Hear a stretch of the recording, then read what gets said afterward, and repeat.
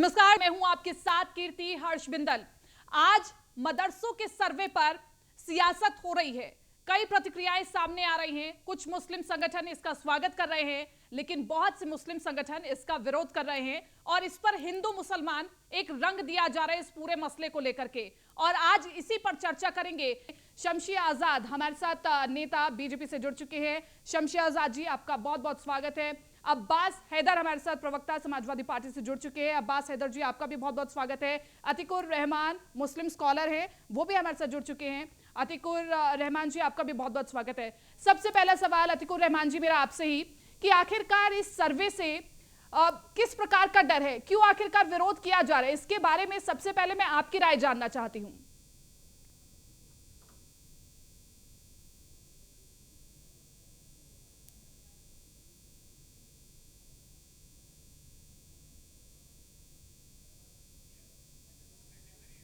चलिए, अतीकुर रहमान जी की हमारे तक आवाज नहीं पहुंच पा रही है। एक बार हमारी टेक्निकल टीम इस प्रॉब्लम को देख ले तो फिर हम आगे चर्चा को बढ़ाएंगे। तमाम गेस्ट हमारे साथ जुड़े हुए हैं और इसी के साथ साथ आज इस बड़ी बहस में हम जानना चाहेंगे कि आखिरकार क्यों इस सर्वे का विरोध किया जा रहा है। और शमशी आजाद नेता बीजेपी हमारे साथ जुड़े हुए हैं। सीधे तौर पर मैं पहला प्रश्न उन्हीं से ही कर लेती हूँ। शमशी आजाद जी, सीधे तौर पर आपकी पार्टी पर आरोप लग रहा है कि ये टारगेटेड सर्वे है, एक प्रकार का ये मिनी एनआरसी है, इसको लेकर के आप क्या कहेंगे? बहुत बहुत धन्यवाद आपका। देखिए, आरोप लगाना विपक्ष का काम है और भारतीय जनता पार्टी ने पूरी आजादी दी है। ऐसी पहली पार्टी है देश में और इसके पहले कभी इतिहास नहीं रहा कि हमने विपक्ष को इतनी आजादी किसी और पार्टी ने सत्ता में रहते दिया ही नहीं। हमने पूरा अधिकार दिया है कि अपनी बात आप रखें, लेकिन हो ये रहा है कि यहाँ पर सिर्फ और सिर्फ एक वर्ग को भड़काने का काम जो विपक्षी पार्टी कर रही है वो बहुत गलत है। वो देश के संविधान के भी खिलाफ है और देश के अमन चैन के भी खिलाफ है। अगर सर्वे किया जा रहा है, सर्वे क्यों किया जा रहा है? क्योंकि आप कहीं पर भी आप जाएं तो मदरसों के संचालक को आप देखेंगे कि उनका और उनका ही परिवार से जो है वहां पर नौकरी कर रहा होता है और होता यह है वहां पर छात्रों को प्रताड़ित किया जाता है। धार्मिक शिक्षा भले दी जाती हो, लेकिन आप ये भी देखते हैं कि कहीं न कहीं से उसमें जो है एक मिलावट की बू आती है। जो आप देखेंगे कहीं सहारनपुर में पत्थर चलाते हुए अगर लोग मिले तो वो भी मदरसे के मिले, इलाहाबाद में अगर प्रयागराज में अगर पत्थर चलाते हुए लोग मिले वो भी वहीं के मिले, अगर काशी और ये क्या कहते हैं मथुरा में विरोध करते हुए सरकार का मिले तो वो भी मदरसे के मिले, अलीगढ़ में नारा लगाने वाले मिले। आप समझे नहीं, मेरा सवाल आपसे ये है कि ये जो सर्वे हो रहा है ये आतंकी साजिश को देखते हुए सर्वे हो रहा है या फिर मदरसों का मॉडर्नाइजेशन हो, जो कमियां हैं उसे दूर किया जाए, इसे देखते हुए सर्वे हो रहा है? सिर्फ आतंकी साजिश को देखते हुए नहीं, बल्कि योगी सरकार इन मदरसों को मॉडल भी बनाना चाहती है। इन मदरसों में अंग्रेजी और कंप्यूटर की शिक्षा भी देना चाहती है। तो इस वजह से भी सर्वे किया जा रहा है कि जो फर्जी मदरसे हैं, जो फर्जी नियुक्तियां हैं, जो सीधे चल रहा है कि मकान के ऊपर बोर्ड लगाकर मदरसा चल रहा है और कहीं पर कुछ नाम भी नहीं है स्टूडेंट का, तो इन मदरसों को चिन्हित किया जाएगा, इनको पूरी तरीके से समाप्त किया जाएगा। अगर ये सरकारी अनुदान ले रहे हैं तो इनसे रिकवरी की जाएगी और जो मदरसे मानक के अनुरूप पाए जाएंगे, जो मदरसे जो है लीगल होंगे, जो मदरसे काम अच्छी तरीके से कर रहे होंगे, तो उनको योगी सरकार प्रोत्साहित करेगी। उसमें जो है कंप्यूटर, ठीक है, ये आपका मैंने ओपनिंग रिमार्क ले लिया। मैं आगे चर्चा में आपको जोड़ूंगी। अब्बास हैदर जी भी हमारे से जुड़े हुए हैं, प्रवक्ता समाजवादी पार्टी से। अब्बास हैदर जी, आपको तो कोई दिक्कत नहीं है अगर मदरसों का सर्वे हो रहा है? देखिए, मैं अभी भारतीय जनता पार्टी के प्रवक्ता आजाद साहब को सुन रहा था, तो ये बता रहे थे कि भारतीय जनता पार्टी ने आज आजादी दे रखी है लोगों को विरोध करने का, विपक्षी पार्टियों को। भाई साहब, ये संविधान ने आजादी दे रखी है, आपकी पार्टी ने नहीं दे रखी है। और अब मैं इस विषय पे आता हूं। देखिए, दो तीन बातें इन्होंने कही। एक बात कही कि कंप्यूटर और अंग्रेजी की शिक्षा दी जाए मदरसों में, ऐसा ये चाहते हैं, जबकि सत्यता ये है कि उत्तर प्रदेश सरकार अपने पहले के आदेश में ये स्पष्ट कर चुकी है कि किसी भी नए मदरसे को अनुदान नहीं दिया जाएगा। तो ये करना, इस सर्वे को करना किस बुनियाद पे है, पहले तो ये सरकार को ये बात स्पष्ट करनी होगी। दूसरी बात, अभी जिस प्रकार से मदरसे को ये एक पर्टिकुलर लेंस, एक पर्टिकुलर चश्मा पहन करके देख रहे हैं, मुझे लगता है वो गलत है। ये वो मदरसे हैं जिन्होंने, आप समझ लीजिए, डॉक्टर राजेंद्र प्रसाद और मुंशी प्रेमचंद जैसे लोगों को शिक्षा दी है। ये वो मदरसे हैं जो समाज के बहुत ही गरीब, दबे कुचले लोगों को शिक्षा देते हैं, जहां पर स्कूल का नेटवर्क तक नहीं है। हमारे देश में पिछले 8 साल में 50,000 से ज्यादा स्कूल बंद हुए हैं। इसके बारे में भारतीय जनता पार्टी नहीं कहेगी। हम तो कहते हैं कि आप सबको सबसे अच्छी शिक्षा दीजिए। आज इन मदरसों में आप देखिए किस प्रकार से मॉडल मदरसे हैं और वहां पे कंप्यूटर और सारी शिक्षाएं दी जा रही है। थियोलॉजी धार्मिक शिक्षा एक अब्बास पर्टिकुलर हैदर सब्जेक्ट जी, होता है अब्बास हैदर जी, सीधा मैं आपसे देखिए, एक शब्द में अगर आपकी पार्टी का स्टैंड जानना चाहूँ तो इस सर्वे देखिए, के लिए आपकी पार्टी का स्टैंड क्या है? बोलता हूँ अब्बास हैदर जी, अगर मेरी बात को पूरा होने दिया जाएगा तो मैं जवाब जी, दूंगा। बोलिए। आप जब बारी है तब आप बोलिएगा। देखिए, सवाल ये है कि सर्वे तो स्कूलों के भी होते हैं, किस प्रकार से भ्रष्टाचार होता है। आज उत्तर प्रदेश में हर जिले में DIUS प्राइवेट स्कूलों के सर्वे के नाम पे किस प्रकार से धन उगाही कर रहे हैं, ये किसी से छुपा नहीं है। जिस प्रकार से भ्रष्टाचार हो रहा है, हमारा कहना है कि जो भी शिक्षा के संस्थान है, शैक्षिक संस्थान है, जहां पे लोगों को शिक्षा दी जा रही है, बच्चों को उनका उत्थान होना चाहिए, उनका विकास होना चाहिए। अगर मदरसों में कंप्यूटर दिया गया सबसे पहले तो समाजवादी पार्टी की सरकार में दिया, शायद आपको इसकी नहीं जानकारी अब्बास नहीं हैदर होगी। जी, इधर उधर की बात नहीं, क्लियर कट हाँ या ना कि ये जो सर्वे हो रहा है इसमें आपकी पार्टी का स्टैंड क्या है? हमारा स्टैंड ये है कि देखिए, शिक्षा के मुद्दे पे राजनीतिकरण नहीं होना चाहिए, ये राजनीति का विषय नहीं है। लेकिन अगर समुदाय में जो मदरसा के प्रशासक हैं, अगर उनको कॉन्फिडेंस नहीं है, उनको विश्वास नहीं है सरकार पे, तो सरकार को चाहिए कि उनके अंदर विश्वास पैदा करे। आज क्यों आपने विश्वास खो दिया है जनता का उत्तर प्रदेश में? किस नहीं, प्रकार लेकिन से जो भारतीय मुस्लिम जनता संगठन इसका पार्टी स्वागत कर रहे हैं लगातार वो कैसे जनता को कॉन्फिडेंस में है? भ्रमित करना चाहती है। असली मुद्दों से ओवैसी इसके जैसे बारे में कुछ बात नेता करें। ऐसे हैं अगर ये जो बात करें, अगर ये बात confidence ना करें कि बनने किस की प्रकार स्थिति से बनाते देश हैं। में ठीक है, जो अब्बास हैदर जी, मैं आती हूँ बेरोजगारी आपके दर है, पास, एक बार अतीकुर रहमान जी को भी इस जो चर्चा में शामिल कर लेती हूँ, फिर ये चर्चा मैं आप सभी के बीच में ओपन कर दूंगी। अतीकुर रहमान जी, मैं सबसे पहले आपकी प्रतिक्रिया जानना चाहती हूँ कि इस सर्वे से आपको कोई दिक्कत तो नहीं है? अब्बास हैदर जी, मैं आती हूँ, ये डिबेट आप सभी के बीच में होगी। मेरा इसमें ज्यादा रोल नहीं रहेगा, आप तीनों ही बात करेंगे। मैं आपके पास आती हूँ, एक बार जरा अतीकुर रहमान जी का भी ओपनिंग रिमार्क ले लूं। मैं के मामले में खर्चे में सबसे नीचे, पर कैपिटा उत्तर प्रदेश जो स्वास्थ्य के मामले में खर्चा उसमें नीचे, इसके बारे में ये बात नहीं करेंगे। इनको बिल्कुल बात होगी, बिल्कुल बात होगी, लेकिन हम डिबेट के मुख्य विषय से हटेंगे नहीं। ठीक है अब्बास हैदर जी, मैं लौटती हूँ आपके पास। अतीकुर रहमान जी। कीर्ति जी, आप मुझे सुन पा रही हैं? जी बिल्कुल बिल्कुल जी कीर्ति जी, देखिए 3 साल हो गए यूपी सरकार को, और अन्य राज्यों में भी, आसाम में भी ये कोशिश इन्होंने की कि एक छलावा क्रिएट किया जाए कि मदरसों के अंदर टेररिज्म पढ़ाया जा रहा है। एक तरफ से ये बोलते हैं, दूसरी तरफ से ये कहते हैं कि इनको मॉडर्नाइज करना है, कंप्यूटर और पता नहीं क्या क्या बातें करते हैं, और तीसरी तरफ से बात की जाती है कि ये अवैध है। तो इनकी मंशा एक तो क्लियर नहीं है कीर्ति जी कि ये चाहते क्या है। टारगेट किया जा रहा है मदरसों को। मैं इनको बताना चाहता हूं कि बीजेपी और आरएसएस की नीयत को मुसलमान अच्छी तरह से समझ गए हैं।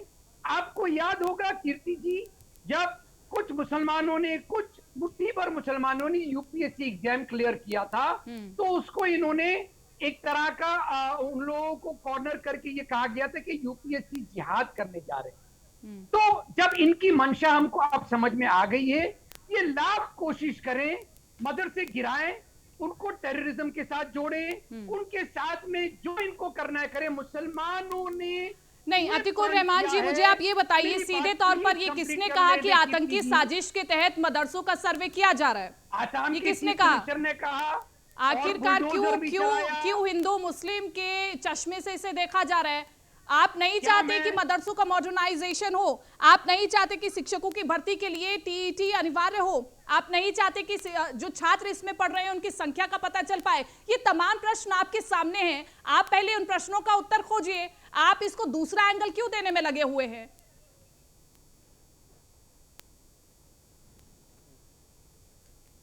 अतीकुर रहमान जी, चलिए, उनका कनेक्शन एक बार फिर से टूट चुका है हमारे साथ, हम दोबारा से उनसे जुड़ने की कोशिश करेंगे। शमशी आजाद जी, सीधे तौर पर ये कहीं ना कहीं सवाल तो खड़ा होता है कि सर्वे कराया जा रहा है, तमाम मानक आपने रखे हैं, वो मानक रखे जा रहे हैं, लेकिन कहीं ना कहीं कमी जरूर है कि मुस्लिम संगठनों को आपने कॉन्फिडेंस में नहीं लिया। उनके मन में कहीं ना कहीं शंका जो पैदा हो रही है, उस शंका को दूर करने का कर्तव्य भी तो फिर आपकी पार्टी का है और सरकार का है। मुस्लिम संगठन हमारे बिल्कुल फेवर में है। मुस्लिम संगठन का विश्वास हमारे ऊपर है, और यही बात है कि दोबारा योगी सरकार अगर उत्तर प्रदेश में बनी है तो मुसलमानों ने आज से 10% वोट दिया, उस परसेंटेज बढ़ा है, और मुसलमान आजकल पढ़ा लिखा जागरूक मुसलमान है। पहले ये होता था कि सिर्फ परिवार के लोग जो मदरसे के प्रबंधक होते थे, उनके परिवार के लोग ही नौकरी पाते थे, या ये होता था कि मौलवी साहब आते थे, बड़ी सी दाढ़ी रखकर, बड़ी सी टोपी लगाकर उनको अपॉइंटमेंट कर दिया जाता था। तो अब वो आदमी शिक्षा क्या देगा जिसकी अपनी कोई शिक्षा नहीं है? अब अगर उत्तर प्रदेश में योगी सरकार ने एक मानक रखा यही कहूंगा सारे मुस्लिम समाज से कि बढ़ चढ़ कर उसका जो है सहयोग करना चाहिए और योगी सरकार से कहना चाहिए कि आगे जो है जो कुछ भी परेशानियां हैं वो जरूर हो, लेकिन शिक्षक ऐसे होना चाहिए कि जब पढ़ा लिखा शिक्षक होगा, जब एजुकेटेड होगा, जब उसको पूरी तरीके से नहीं शमशी आजाद जी, मुझे आप एक स्टेप बता दीजिए बीजेपी की ओर से ये फरमान जारी करने के बाद कि आपने मुस्लिम संगठनों को कॉन्फिडेंस में लेने के लिए कुछ किया है, मुझे एक स्टेप बता दीजिए। नहीं, मुस्लिम संगठन अगर फेवर में न होते तो आज रोड पर उतर के चले आते। ये सिर्फ एक राजनीतिक पार्टी है जो मुसलमानों को अपना गुलाम समझती थी, जो मुसलमानों को अपना बंधुआ मजदूर समझती थी, जो हमेशा ये डरा के रखती थी कि अगर उत्तर प्रदेश में या केंद्र में भारतीय जनता पार्टी आ जाएगी तो तुमको देश छोड़कर भागना पड़ जाएगा। ये वही लोग हैं जो इन्हीं मुसलमानों का सहारा लेके इनको पीछे से पुशअप करने का काम करते हैं, राजनीति करते हैं, ताकि ये पढ़ा लिखा मुसलमान जो उत्तर प्रदेश में अमन चैन शांति से रह रहा है वो सरकार के लिए शक की निगाह में, आप देखते होंगे कई ऐसे कारण रहेंगे जिसकी वजह से मुसलमान उत्तर प्रदेश में शक की निगाह से देखा जा रहा है, लेकिन उत्तर प्रदेश में योगी सरकार ने उसको बराबर की हिस्सेदारी दी है और आज यही बात है कि मुसलमानों का रुझान भारतीय जनता पार्टी की तरफ और उत्तर प्रदेश। ठीक है, अब्बास हैदर जी, अगर आपकी पार्टी कह रही है कि शिक्षा से जुड़े मसलों पर राजनीतिकरण नहीं होना चाहिए, यानी कि इनडायरेक्टली आप कह रहे हैं कि सर्वे ठीक हो रहे हैं, तो फिर आखिरकार विपक्ष होने के नाते आप क्यों इन सभी को एकजुट होकर के नहीं लेकर के चल सकते? जो जिन मुस्लिम संगठनों में कॉन्फिडेंस नहीं बन पा रहा है उनके लिए आप क्या कुछ कर रहे हैं? देखिए, पहली बात तो इनकी बातों में विरोधाभास है। एक तरफ ये कह रहे हैं कि उत्तर प्रदेश में मुसलमानों को शक की निगाह से देख रहे हैं, दूसरी तरफ ये कह रहे हैं कि जो है उत्तर प्रदेश में मदरसों का जो है उत्थान करेंगे और क्या बिंदु में जानना चाहता हूँ, एक बिंदु बताएं किन बिंदुओं पे ये सर्वे हो रहा है, पहली बात। दूसरी बात, ये जो सर्वे हो रहे हैं, जब उत्तर प्रदेश सरकार ये स्पष्ट कर चुकी है कि मदरसों की किसी प्रकार की मदद नहीं की जाएगी, यानी अनुदान नहीं दिया जाएगा, तो क्या वो अपना पुराना आदेश वापस लेगी, मदरसों के लिए मदद करेगी आर्थिक रूप से, जो उनके जो शिक्षक हैं उनके किस प्रकार से उत्थान करेगी? इसकी योजना बताएं, क्या योजना, कार्य योजना सरकार की। और पिछले 4 साल से जो मदरसा के शिक्षक हैं, जो 6,000 रुपए प्रति माह, और आप समझ लीजिए जो पोस्ट ग्रेजुएट के वो 12,000 रुपए प्रति माह पे बच्चों को शिक्षा दे रहे हैं, जो बहुत ही कम है, जिसमें अपने परिवार को पालना पोसना बहुत ही मुश्किल होगा। उनका 4 साल से वेतन बाकी है, मात्र 22 दिन का वेतन दिया गया है। उसके बारे में सरकार क्या सोच रही है, कब उनके वेतन का भुगतान करेगी? तो देखिए, इस तरह से समाज को बांटने का काम ना करें। जो संस्थान शिक्षा दे रहे हैं उन संस्थानों को शिक्षा देने के लिए उनको प्रोत्साहित करना चाहिए, ना कि इस पर राजनीति करनी चाहिए। और जिन जिनका सर्वे हुआ वो अनरिकॉग्नाइज्ड है, वो अनऑर्गेनाइज्ड है, मैं कहूंगा। तो जब अनऑर्गेनाइज्ड है, अनरिकॉग्नाइज्ड है, तो उनकी आप किस प्रकार से मदद करेंगे? क्या कार्य योजना है आपकी? थोड़ा इसके बारे में प्रकाश डालें। लेकिन अगर अब्बास हैदर जी, अगर उन जो गैर मान्यता प्राप्त मदरसे हैं, अगर उनकी जांच होती है, उनको बाद में सरकारी मान्यता मिलती है, तो उसमें दिक्कत क्या है फिर? मैं आपसे पहले ही कह चुका हूं कि सरकार पहले ही एक आदेश जारी कर चुकी है, क्यों भ्रम में रखा जा रहा है? एक आदेश जारी हुआ है उत्तर प्रदेश सरकार का कि किसी भी नए मदरसे को अनुदान नहीं दिया जाएगा, तो रिकॉग्नाइज कैसे होगा? तो ये काम होने नहीं जा रहा है। अगर होने जा रहा है तो आप बताइए कि आप नए मदरसों को अनुदान देंगे, उनको आप रिकॉग्नाइज करेंगे, हम स्वागत करेंगे इसका। लेकिन यहाँ पे भ्रम रख करके जनता को राजनीति करने का काम किया जा रहा है, ये समस्या है यहाँ पे। ठीक है, मैं लौटती हूँ आपके पास। अतीकुर रहमान जी, आपकी बात अधूरी रह गई थी, अपनी बात रखिए जरा। मैं निकल रहा हूँ।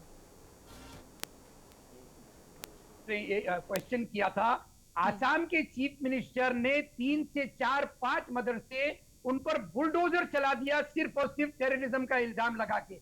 कोई तत्व नहीं है उनके पास। दूसरी इंपॉर्टेंट बात मैं ये करना चाह रहा था कि मुसलमानों ने एजुकेशन हासिल करने की ठानी है। आप शमशी साहब इस बात को समझिए। आप चाहे उसको यूपीएससी जिहाद कहिए, आप चाहे उसको कहिए कि हम साइंटिफिक टेम्परामेंट का जिहाद छेड़े हुए हैं, आप चाहे ये कहिए कि हम कोई भी इस तरह की मदाखलत नहीं चाहते हैं जो मुसलमानों को पीछे करने की ताकत रखती हो।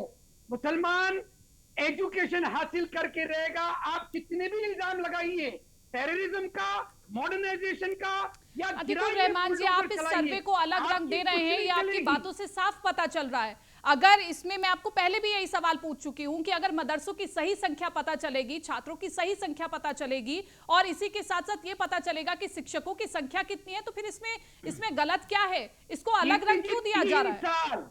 3 साल हो गए, कान पक गए लोगों के, ये सुनते सुनते। मॉडर्नाइजेशन होगा, सर्वे होगा, गिनती होगी, उनको एक हाथ में कुरान और लैपटॉप और ये क्या ढकोसला है। 3 साल हो गए और कोई मुद्दा नहीं मिलता है तो ये छलावा छोड़ते हैं। हमको इनकी नीयत पर भरोसा नहीं है। साफ तौर पे मैं आपको बता रहा हूं, ये छलावे बंद करिए और लोगों को शिक्षा हासिल करने दीजिए। अतिकुर रहमान जी, जो छलावा आपको लगता है, जो लगता है कि ये साजिश हो रही है आपके साथ और एक मुस्लिम संगठन को पीछे धकेला जा रहा है, तो फिर ऐसे बहुत से मुस्लिम संगठन के लोग हैं जिनकी प्रतिक्रियाएं हमने सुनवाई हैं, वो तो सीधे तौर पर कह रहे हैं कि हम इस सर्वे का स्वागत करते हैं। अगर हमारे एक हाथ में कुरान होगा, एक हाथ में लैपटॉप होगा, तो उसमें हमें क्या दिक्कत है। और कुछ लोगों में कॉन्फिडेंस बनता है, माफ कीजिएगा अतिकुर रहमान जी, कुछ लोगों में कॉन्फिडेंस बनता है, लेकिन ऐसे ऐसे बयान आते हैं कि वो कॉन्फिडेंस को तोड़ने का, ब्रेक करने का काम आप जैसे नेता करते हैं। मैं साफ तौर पर कह रही हूं, article 25 minority institution, we have the right to establish minority institution. Exactly करेगी सरकार, आपके पास है अधिकार, आपके पास है अधिकार, लेकिन उसमें सर्वे क्यों ना हो आखिरकार? मुझे एक वजह बता दीजिए, इधर उधर की बात नहीं अतिकुर रहमान जी, मुझे एक वजह बता दीजिए कि सर्वे क्यों ना हो, और सर्वे से डर कैसा? व्हाइट पेपर कहाँ है, पॉलिसी कहाँ है? अब्बास हैदर साहब तो बोल रहे हैं ना, कहाँ है पॉलिसी? 3 साल सिर्फ बातें बातें, छलावा। नहीं अतिकुर रहमान जी, बहुत कम वक्त रह गया, मैं सीधे तौर पर आपसे जानना चाहती हूँ कि आखिरकार सर्वे से आपको दिक्कत क्या है? 3 साल में सर्वे क्यों नहीं कराया? अब सर्वे हो रहा है तो अब क्यों विरोध हो रहा है? अब सर्वे हो रहा है तो अब विरोध क्यों है? इतना डर क्यों बना हुआ है? अरे डर किसी को नहीं है कीर्ति जी, डर किसी को नहीं है। हम यूपीएससी जिहाद करके रहेंगे। सुन लीजिए कान खोल के, शमशी साहब सुन रहे हैं आप? हम यूपीएससी जिहाद करके रहेंगे। रोकना चाहो तो रोक लो। यही समझ रहे अतिकुर रहमान जी कि आप जो है इतनी छटपटाहट आपके अंदर है, तो ये यही साबित कर रहे हैं कि आप भी मदरसा संचालक हैं। नहीं, आपके परिवार के लोग फर्जी तरीके से उसमें नियुक्ति पाए होंगे और आप जो है बच्चों का शोषण कर रहे होंगे। आप एक जगह जमीन कब्जा करके, बिल्डिंग को कब्जा करके मदरसा चला रहे हैं।